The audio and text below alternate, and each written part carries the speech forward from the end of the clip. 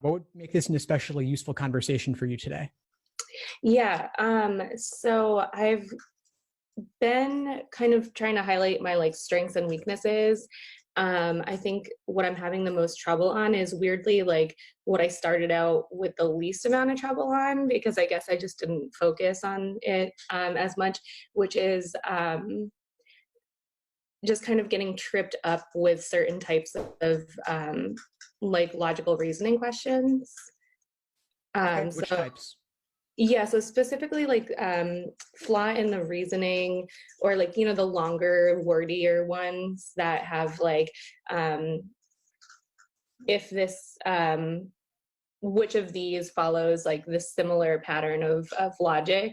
I used to have no problem with those, and now I get really caught up in like trying to figure out like the sufficient evidence for things, and I think I overthink it, and I've been like surprised at how often I've been getting those wrong when they used to be like more like second nature to me.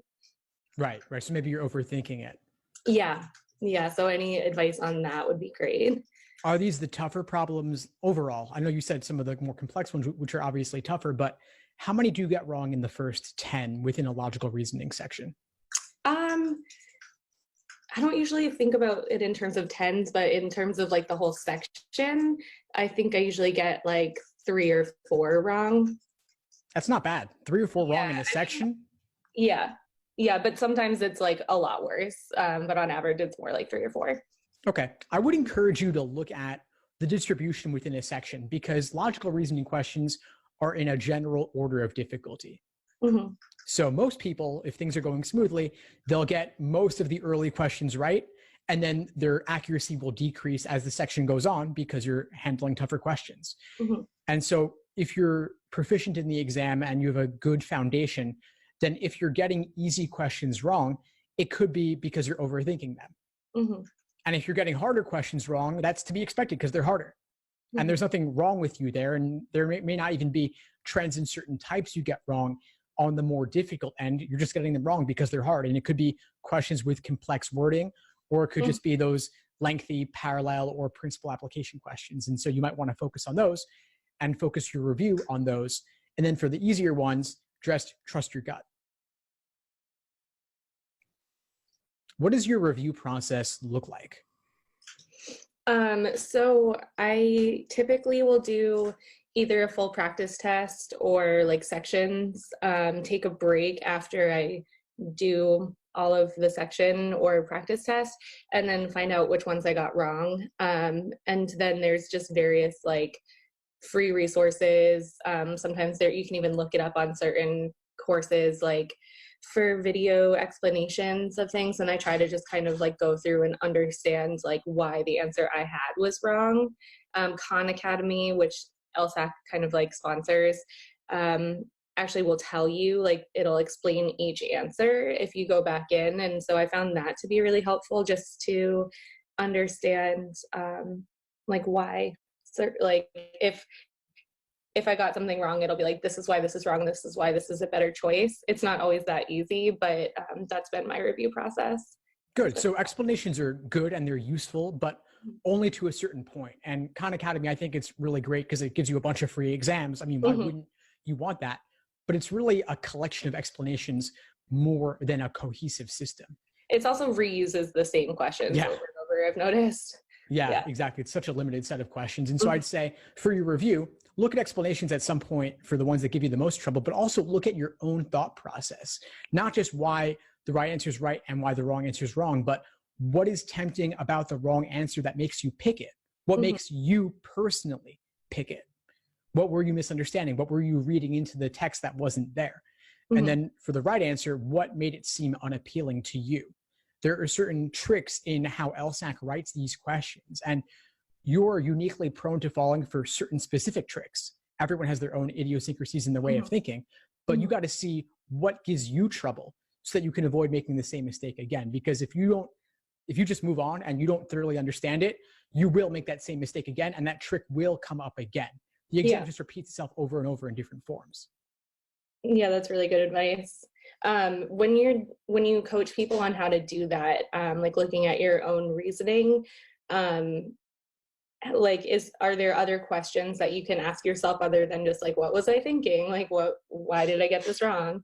Yeah, Just kind of, because sometimes it's not as like clear as that, you know what I mean?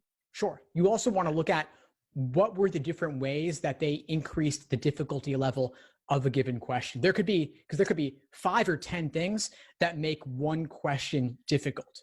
And there could be difficulties in the stimulus or in the question stem or in the choices. And I talked a little bit about the choices, again, tempting wrong answers and discouraging right answers. But there could also be the right answer to the wrong question in the choices. Like a lot of times for a necessary assumption question, they'll put a very tempting sufficient assumption answer as choice A, or immediately before the correct answer, so you confidently pick it and move on without ever even seeing the correct answer. Mm-hmm. Or the question stem could be worded in an unfamiliar way. Or in the stimulus, they could require you to take the contrapositive of a conditional in order to link things together.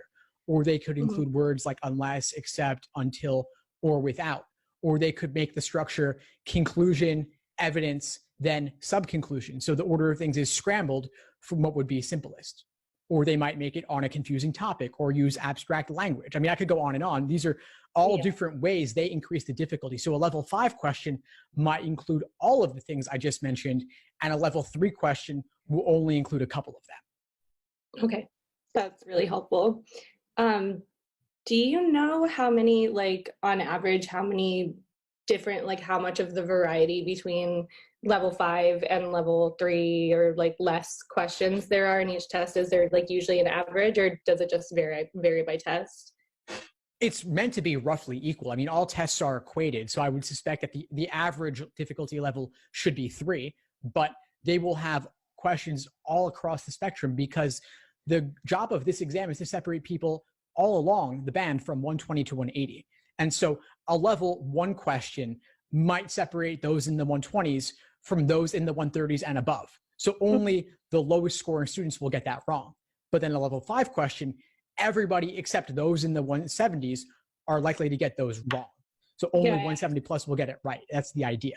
So the toughest questions are really separating the 160s and below from everyone above that. And it's hard, but I think it really just comes down to how many tricks are they throwing into one question that will determine the difficulty level. And that's part of what the goal of the experimental sections is to do. I had downloaded your like 3-month, I think, study plan, and that was really helpful. I took it in July and got like 20 points lower than I normally get on my average practice test. And part of that was like, it was a crazy day. I kind of started off on the wrong foot and just stumbled. So I knew I wasn't going to do well that day at all, but I tried. What would your recommendation be for someone like me who's like a little more prepared now, a little more confident now, but has like a week to kind of like just feel like I'm gonna kill it? What would your last week look like before taking it? I would maybe do one more full-length timed exam and engage in detailed review of that exam as we've discussed, but that's it. And how are you feeling about your most recent tests, by the way? The one I took, like the official one, or just my most recent practice? Practice. Very good. But I feel like I've plateaued in this range. It's in like the mid to high 160 range, which I'm very okay with. But it's weird. I've been studying for a while, like pretty intense studying, and I haven't really jumped up past 170, but I'm close, but I haven't been able to like I'm kind of where I'm at.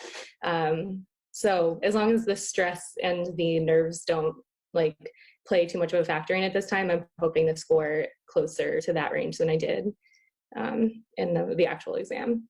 Great. Yeah. So take one more if you want to get one more under your belt, but also know that if it goes well, great. If it doesn't go as well as you'd like, keep in mind that the average of your most recent 5 exams or so is the best indication of where you stand. And you might do this one just to maybe get a little bit more understanding if there's a certain a degree of review that you want to engage in, as we've discussed, that you might not have previously done. Okay. But this is not the point to try and cram or learn something totally new. Totally. And I would also be thinking more about things you could do to just pump yourself up, like motivational videos, or to reduce anxiety, things like mindfulness meditation, or just taking it easy and going for a walk in the park or something like that. Okay. And then also know that while obviously you want this to be it, that there are future opportunities to retake it if you want to. Yeah. Like you could still take it in January and apply this cycle and be perfectly fine. Okay. That's a good point. I've been kind of feeling like November's it, but I guess January would be doable. Yeah, absolutely. Yeah. And you could help for peace of mind if you want to. You could even register for that just to have it secured, to know that there is a backup, and you could do it if you want to, just to see what happens. Not really much downside. That's a good point. Okay. Any other questions for today, Kat? That was basically it. Just, like you said, I don't want to try to learn something crazy new right now. I'm happy with the scores that I've been getting. I'm just kind of hoping for the mindset and how to understand my thought process better, which those specific questions really helped with. So thank you. Fantastic. Yeah. Thank you so much. Of course. What would you say is the biggest insight you got from our call today?